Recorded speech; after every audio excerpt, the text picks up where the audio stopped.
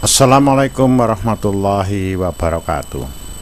Pada sesi ini akan kita bicarakan tentang brand mikroprosesor dan variannya.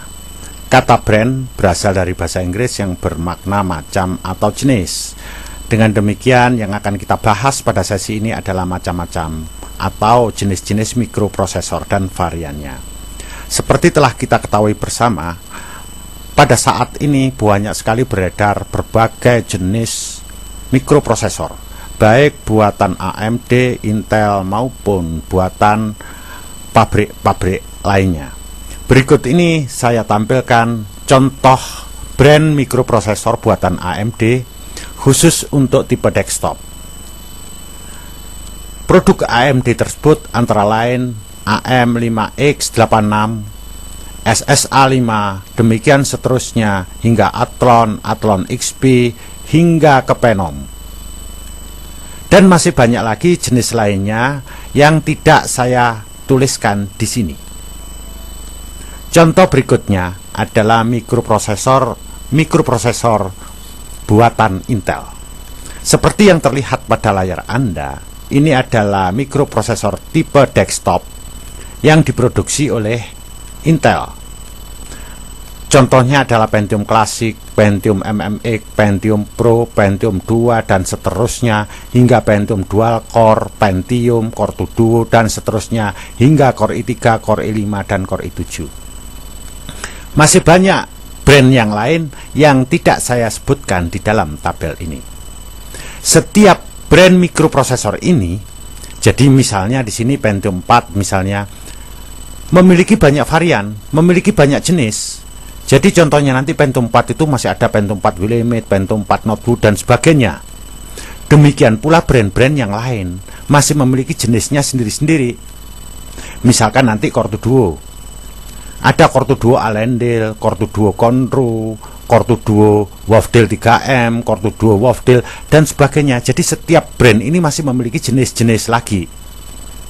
Berikut ini saya berikan contoh untuk yang Pentium 4, karena Pentium 4 ini paling banyak variannya dan enak untuk dipelajari.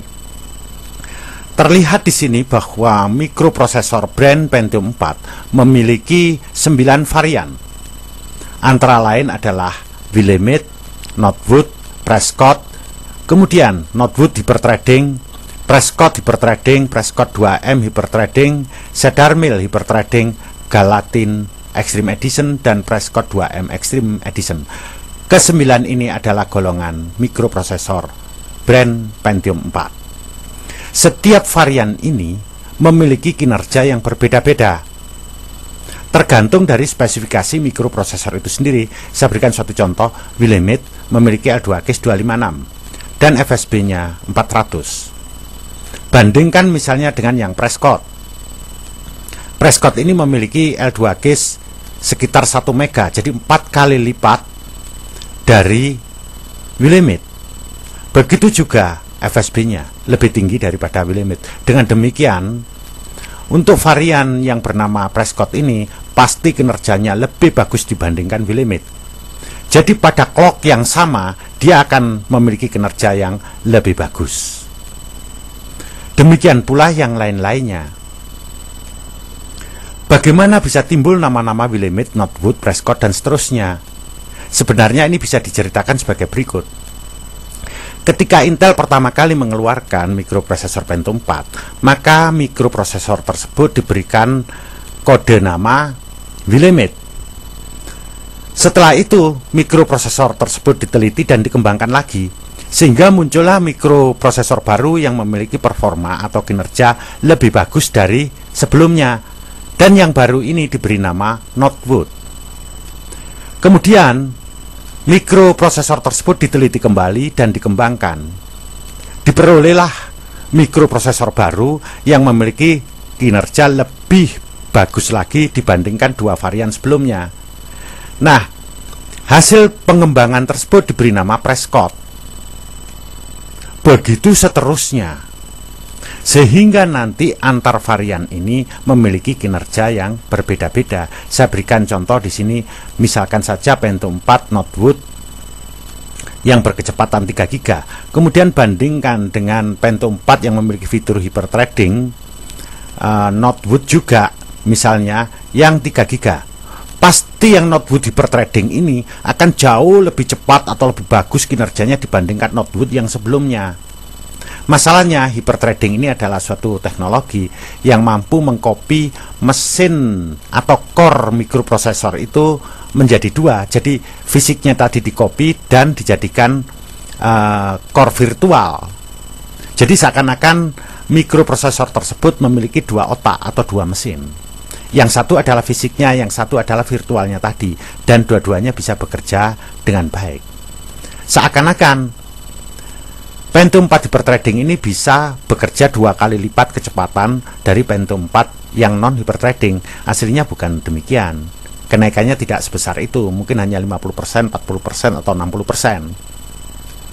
Nah, ini contoh untuk Pentium 4. Patut dicatat di sini, pada clock speed yang sama bisa menghasilkan kinerja yang berbeda. Jadi di sini clock speed itu bukanlah panduan pokok yang menyatakan pokoknya clock speednya lebih tinggi, dia lebih cepat. Tidak, sangat bergantung dari variannya ini. Jadi saya berikan contoh saja di sini. Misalkan Pentium 4 Northwood di sini 3 GB dibandingkan misalnya Pentium 4 hyperthreading Prescott 2M 2,8, mungkin masih lebih cepat yang 2,8 ini. Masalahnya di sini ada teknologi hyperthreadingnya itu. Jadi kalau orang mengatakan bahwa clock speed itu adalah penanda bahwa kinerja yang lebih bagus, clock speednya lebih tinggi, ini sama sekali nggak benar. Kecuali kalau fitur yang lainnya sama. Kalau fitur lainnya berbeda semacam ini, berbeda varian, ya itu tidak bisa dipercaya yang demikian ini.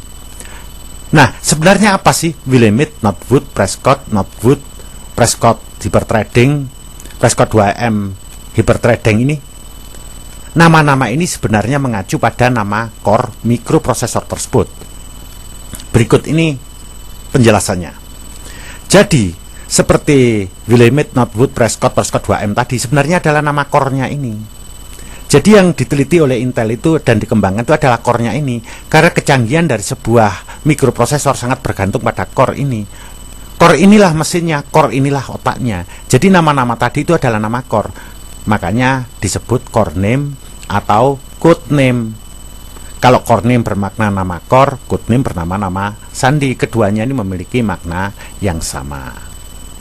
Saya tunjukkan kembali di sini contoh yang lain. Untuk mikroprosesor Core 2 Duo. Mikroprosesor Core 2 Duo juga memiliki 5 varian. Yang memiliki core name Allendale, Conroe, CL, Wavdale 3M, dan Wavdale. Semuanya ini memiliki kinerja yang berbeda-beda, sangat bergantung spesifikasinya. Oleh sebab itu, apabila Anda membeli mikroprosesor Core 2 Duo atau katakan saja membeli komputer Core 2 Duo, perhitungkan betul core name-nya ini. Anda akan mendapatkan komputer yang bagus apabila Anda memilih yang Wavdale dibandingkan yang Allendale. Tentu yang Wavdale ini akan lebih mahal harganya daripada yang Allendale, karena Wavdale ini memiliki fitur yang jauh lebih bagus dibandingkan yang Allendale. Biasanya ditandai oleh mikroprosesor atau komputer yang harganya lebih murah, biasanya memiliki fitur yang lebih buruk dibandingkan yang harganya mahal.